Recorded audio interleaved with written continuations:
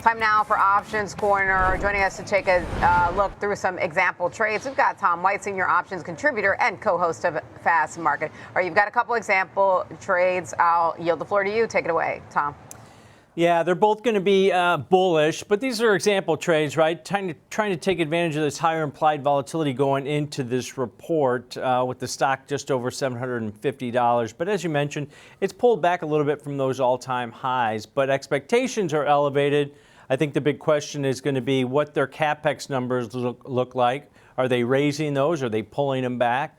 And how they're monetizing AI moving forward. So first strategy I looked at is bullish, taking advantage of the different volatility levels between different option series to take that bullish stance. So I went out to the November 7th weekly cycle. So this is about 9 days to expiration on this first position, where I'm going to buy the 750 strike call in that November 7th weekly options. Oh, we've got the short put vertical. I guess I'll do that one first.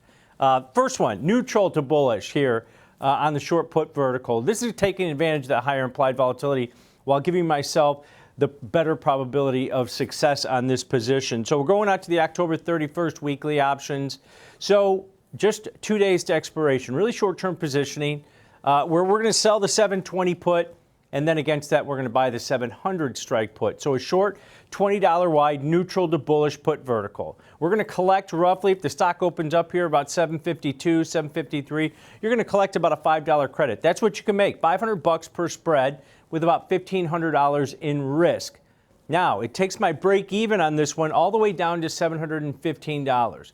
The option market pricing in about a plus or minus 6% move in the shares, nearly $45 either way. So this is just right about at that level.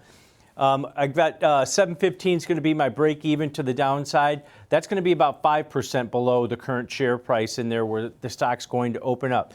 So we're giving ourselves a better probability of success, right?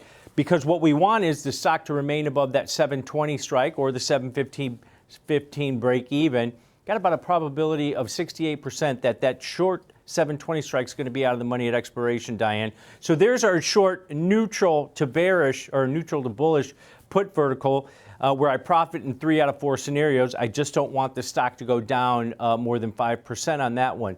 The next trade's a little bit more aggressive. We're going to look at a bullish call diagonal here. Where I'm going to go out to that November 7th weekly options. I'm going to buy that at the money 750 strike call. Got 9 days to expiration on that. It's the bullish portion of this trade. Then against it, about that 1 standard deviation in the near term October 31st weekly options, I'm going to sell the 800 strike call. So a bullish $50 wide call diagonal, and you're going to pay roughly, if the stock opens up here, about $22 debit. There's your risk, $2,200 per spread. Anything above about 760 is going to be profitability on this position. But you can see here from the risk profile, it apexes out on profit at or near that 800 strike. But because I'm paying less than half the width of this $50 wide bullish call diagonal, anything above about 760 is going to be profitability on this. Now, why does it cost so little? And it's $50 wide. Well, you're buying about a 58% implied volatility out in that November 7th weekly options where you're buying the 750 call, and you're selling nearly 100% implied volatility on aggregate in that October 31st weekly options where you're selling the 800 strike call. So that vol dispersion that we call it lowers the entry point price on this aggressive bullish call diagonal here. Now, as you get closer to expiration over the next 2 days, you have that potential to roll that short 800 strike. That creates more credit, that reduces risk, that increases potential profitability also. So 2 different ways to look at this. They're basically both bullish in stance. One has a higher probability of success on the short put vertical. This one's a little bit more aggressive. If you think the stock's going to move up, maybe that 1 standard deviation, $800, that'd be a new all-time high, Diane.